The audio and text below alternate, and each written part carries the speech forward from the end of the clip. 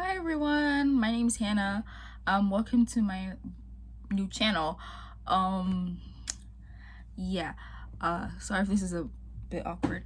My name's Hannah. I'm 24. I'm from New York, and this channel is gonna be all about my health journey and my service dog journey as well. I'm gonna show you some things I got from my future service dog prospect. Some things about my health and stuff like that. This is my first video, as you can tell. So yeah, I have my little book here with all my information, like with all the things I've been writing about my health and my service dog. But this is my service dog book, of course. I already have a dog already. His name's Coconut. He's 8 and he's a Shih-Tzu, half Shih Tzu, half Bichon Frise. He's 8 years old, and right now he's my at-home service dog. He doesn't do any like public access. I say at home because I've been, with all my health issues I've been going on, I've been going to doctors for like over 13 years. So I have HS, which is Hidradenitis Suppurtiva. It's basically like ingrown hair in places where you sweat. Both men and women can have it. You'll get like pus. Sometimes they're rooted deep underneath and have like tunnels and tracks. There are different medications people use. There are different stages to it, and I personally had it for over 13 years. So between like junior high, and I don't ever remember it being like the beginning stages really. So, and I've been to like so many different dermatologists. I've been on every medication known that people have used to help themselves with HS, and I've had a lot of surgeries. I've had skin grafts and all those different kinds of things, and I haven't been without pain in like 13 years as well. So I live with chronic pain every single day. I don't even remember it's like not to be in pain. So I am disabled as well. I've since looking at like service dogs and stuff like that, I've gotten to see and read and find out more about, you know, invisible disabilities and how people cope with it and stuff like that. And I've along with my doctors, I've also been seeing therapists and stuff like that. And my ultimate dreams and my goal is to become a zoologist and an exotic veterinarian. One day I hope to open my own practice, be able to work at a zoo or at least like a wildlife sanctuary and stuff like that, taking care of animals. I've always loved animals since I was 3 years old, so that's always been my goal and everything like that. I've volunteered and I've worked at the Bronx Zoo when I was in high school, my sophomore year, so that was like a good insight and it was so much fun. So but yeah, I was able to make it through high school. I graduated, I started college, and then I had to stop because of my health issues. And my mom and my family are the ones that are helping me, especially my mom. She's the one that's like there with me all the time. So yeah, and I of course, talking to my doctors and my therapist, I brought up the suggestion of a service dog because I see how it helps different people. Of course, that's not like the first thing you jump into. Like if you see like how it can help you be independent, I see that with other people, and I was thinking and talking to, you know, my doctors and my therapist of like how it could help me be a bit more independent, and they agreed with me. And I talked to my family, especially my mom and my dad, my mom the most, and she's fine with it. So I will be getting my service prospect next year. For a year I've been talking about it. No, 2 years I've been talking about it, and just last year, maybe around the fall, I started seriously looking into it. I was gonna go through a service dog program, and I was in between 2 of them, and then I was set on one, and then we were looking at the money and everything, and I knew about owner training. I've heard and read a lot of people owner train their dogs. They themselves train the dogs, or they train it along with a professional dog trainer. And then we put on pen on paper. It was like, okay, owner training, and it would give me the chance to raise a puppy again. It'll be a purebred dog, because Coconut's mixed, so you know.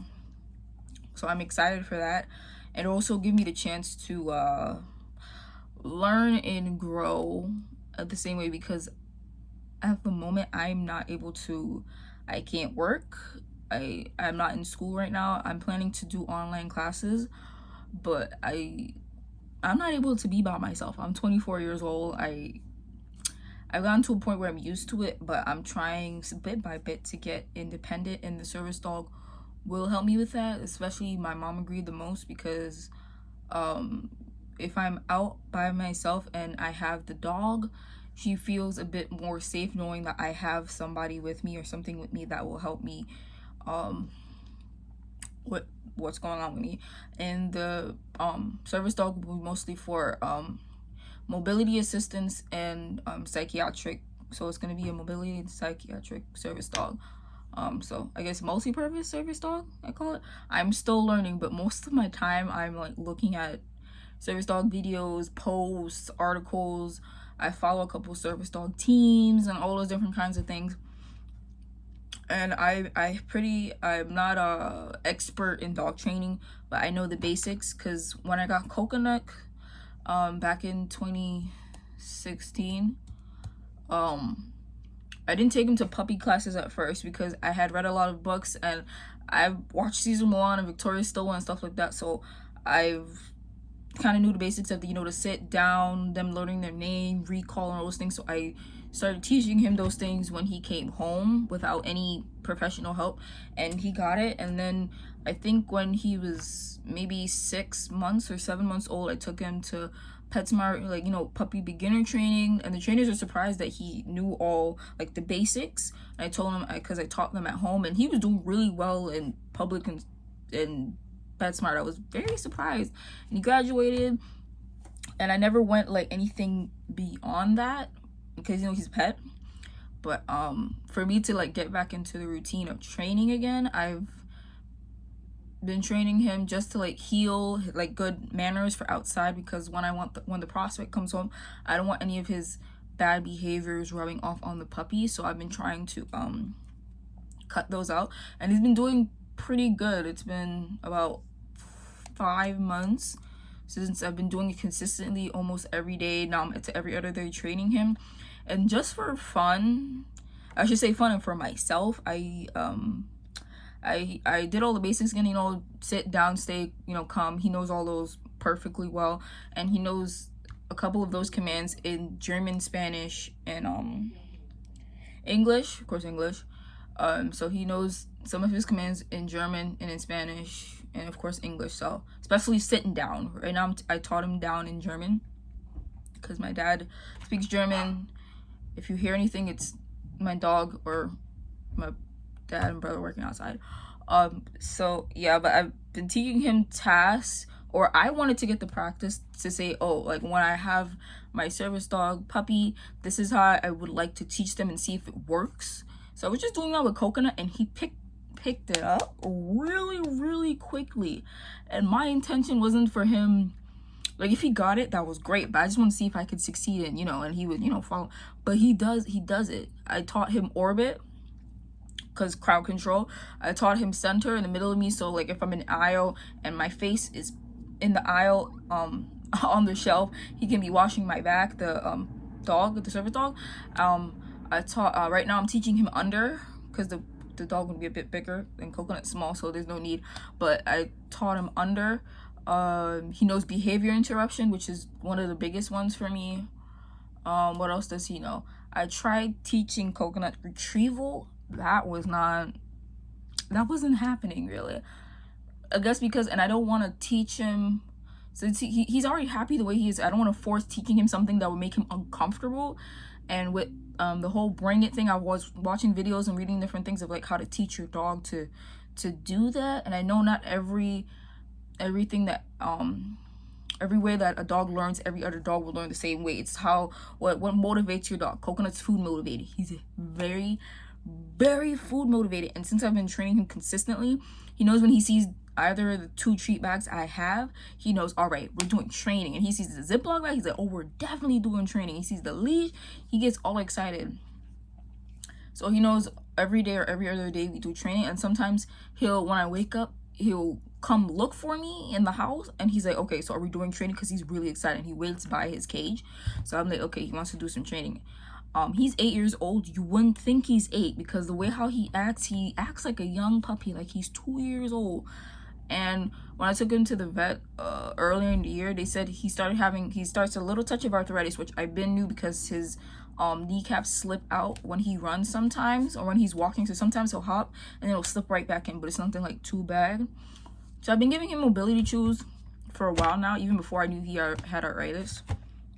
But you wouldn't think he did. He runs, he jumps, all that's fine. So he knows orbit, he knows center. I've been teaching him because I know sometimes when you're in public, sometimes you can't say the words. So I've taught Coconut his the commands, and he also knows by me doing hand signals. So he knows sit, he knows down, hand signals, and by word. And when with orbit, he knows I point. When I'm pointing going around my leg, he knows to go around my leg. And he knows the word orbit as well. And center, he knows the finger. And when I open my legs, so he can go in between. So he's picked it up. He knows it down pat. But the farthest I've gone training him is like outside my house on the porch, because I also wanted to desensitize him to different sounds and stuff like that. And even when I take him out, he has no problem in public. The only thing is that of course, I was a first-time dog owner, so I didn't know, like, socialization is him being around all these puppies and people just Me, I thought it was mostly, like, him socializing with dogs. Of course, now I know better what socialization is. I've educated myself what socialization is, desensitizing them, being neutral in different environments. That's how a service dog is supposed to be. So I know now. In some environments, he's good. Some he's not. With dogs, if I'm wrong, please correct me. Dog reactive. He's not aggressive towards other dogs. It's mostly he's like, I want to go play. I want to go sniff them. That's how he is, and he'll pull. But so that's one of the things I'm trying to teach him not to do. And heel. He knows heel. That's what I've been teaching him in the house, to not pull. And I'm allowing him to walk in front of me a little bit, because I don't want him he doesn't have to be in a heel all the time. I just want he can walk in front of me as long as he's not pulling. And that he's been getting in the house, and he does it outside on my porch. So he's my at-home service dog, because when I'm scratching or different things like that, he'll do the task. Sometimes I'll be right next to him. Sometimes I'll be right next to him and be scratching myself or picking or anything like that, and then he'll like paw at me, because for him, I wanted him to like boop me with his nose when I'm scratching myself. But it's either boop, a lick, or a paw. He'll mostly paw at me. Before, when he was learning, he would scratch the crap out of me, but now he knows to just do it like this, and he's not hurting me anymore. So that I'm happy about. So yeah, I've been ranting about my baby. He's my prince. He has his own Instagram. What is it called again? Lord, I forget my own baby's like Instagram. I forgot, but I'll put it somewhere in the description. But yeah, this channel is about my health journey and also my service dog journey as well, because I can't get my service prospect yet because of the living situation I'm in. I mean, house-wise, I don't have enough space for the puppy. And I'll be moving soon. By next year, we'll be in our new house, so I'll be able to get the puppy. I'll be able to accommodate it, and it'll be my first purebred dog, and I'm very excited, because from what I've read, the Fab Four, Lord, my brain's kind of like, so it's Labrador, Golden Retriever, Poodles, and for some, it depends on who you ask, it's German Shepherd or collies or different things like that, you know. And I need a bigger dog. And the thing is, I'm not a beginner, like amateur. I have experience with working with bigger dogs because I used to volunteer at an animal shelter, so I've been around bigger dogs like pit bulls, mastiffs and stuff like that. But the thing is, I have asthma. I'm not allergic to dogs or anything like that. But Coconut is hypoallergenic since he's half Shih Tzu, half Bichon. I know what hypoallergenic means. They still shed and whatnot, but no dust or anything like that, so I'm fine. And that's what I had to take into consideration when picking out the breed. They will say it's need before breed, because I've also joined a bunch of service dog groups on Facebook. I've asked questions, asked for advice and different things like that, and I've, you know, gotten people's opinions and stuff like that. And I promised, even when I didn't have a thinking about getting a service dog, I always knew I wanted another dog in the future, and I always said I would get a purebred dog. I would never get another mixed dog. So, you know, because at least with a purebred, you know what you're up against, you know what behaviors they should have, what they're capable of doing, and I want to know that I'm getting a healthy dog. You know what I mean? So I was, and my mom doesn't want any shedding. My mom doesn't want any shedding of any kind. And since wanting to get a service dog, I've been talking to my mom more about like different breeds and what she likes, because the number one person I have to think about besides myself, who is my mom, because I will be teaching the service dog to like go find mom. Like my mother, just in case I fall or pass out or anything like that, they can go find mom. Or if I'm lost and I'm disoriented, they can go find my mom. So my mom has to be able to you know, tolerate the dog coming up to her in her face and different things like that and how it looks. So yeah. I was gonna go with a Labrador or a Golden Retriever, but they shed too much. And I showed my mom videos like on TikTok of people grooming their Labradors and their Goldens, and she sees the hair. She's like, no. I was like, okay, all right. She said she doesn't mind one that sheds a little, but I was thinking, because I know service dogs are not protection dogs. They're not supposed to be aggressive or anything, but I want to feel safe with the dog, you know. So I was thinking Rottweiler, Doberman, but at the same time, I'm a first time service dog handler. Need before breed. Great Danes are okay. They're just massive, and it would be good for mobility as well, because I would like to do forward momentum and different things like that, and sometimes counterbalance. I use a cane as well, so you know, I use my cane in tandem with the service dog. So you know, but I wouldn't be putting all my weight on it, because that's horrible for the dog's back and its legs and stuff. Now I'm not trying to do that, but just in case I need a little forward momentum, or I just need a little pick me up, not lean pick me up, I mean like if I'm about to fall, it's just like whoop, bounce or something like that. Yeah, but I know those things are like when their bones are all grown, they get checked out by an orthopedic vet, so they're clear to do mobility. I've been doing my research, guys. I'm doing my research. I love all the advice and everything like that. So Great Dane, but they're too big, and yeah, so that was off the table. So I'm going one of the Fab Four, so it's not gonna be a Lab, Golden, or a German Shepherd / Collie. So I'm getting a standard poodle, and I love poodles. And the funny thing is, God is good, since I've said I wanted a standard poodle, the amount of poodles I see in public when I go to Manhattan is crazy. I went to TJ Maxx and I saw an African standard poodle. He was so cute. He was so cute. And he was massive. And I know, I don't know if I know 2 of the same gender dogs can live in the same household. Coconut's neutered.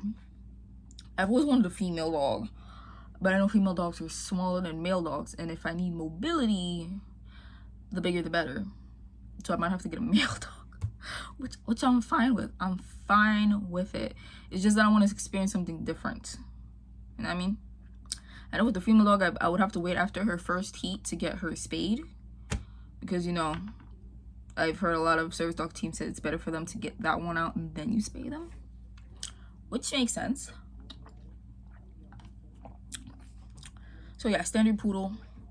I joined a group on Facebook called the Poodle Standards, and I also joined like 5 groups for like service dog gear and stuff like that. So on Instagram, I'm following a lot of service dog handlers. I said I wanted to make social media for my my service dog journey and also my health journey.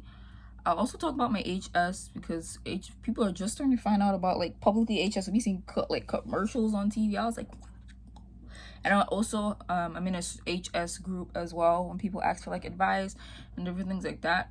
Mine is under control to a certain extent, but I still get bad flare-ups. But I'm used to that pain. But other stuff I have going on is like my stomach. I haven't eaten in 3 days solid food, and right now I'm drinking. All I can do is drink. But when I drink, I have to go to the bathroom. Then my stomach's empty. I suffer from severe migraines. I found that out earlier this year because I've been having headaches, and I was finally diagnosed with severe migraines, which runs in the family. It's just that when I was growing up, I never had migraines. My little sister did. Now I have it, and sometimes they're really bad. I'm not on any medication for it. I tried different ones and they don't work. So usually I take a strong Tylenol pill or something like that, and it doesn't help my headache, but it makes me sleep. And then when I wake up, I'm all right. And then my mobility issues are what's really bad because I get back spasms. I get spasms in my left leg. I have weakness there. My joints are always swollen or cold. What else? I fall down a lot. Like when I'm in the house, I have to hold onto the wall. And it's not like I say like, is anything causing the fall? No, I just drop where I am. And my mom's scared when I drop because when I drop, she doesn't know if I'm gonna hit my head. That's the reason why I can't be left alone. But I'm used to it. So those are like the reasons, like a tidbit reasons why I have the service dog and different things like that. And with all I'm going through, I harm myself and stuff like that. I cry. All those different things. Psychiatric tests, migraine. I would love to teach the dog migraine alert. It would be great if they picked up on that. So yeah, and I have my book. So yeah, that's like a little insight. I might make this a part 2. I don't know if it's too long yet, but I'll probably go over the book I have right here in front of me, and then the next video will be showing like stuff I already got for the dog. So this is the book. So the task I have is like providing balance, carrying objects, picking up items, DPT, alert, anxiety, panic attacks, opening doors, turning off and on lights, behavior interruption, crowd control, alerting a family member.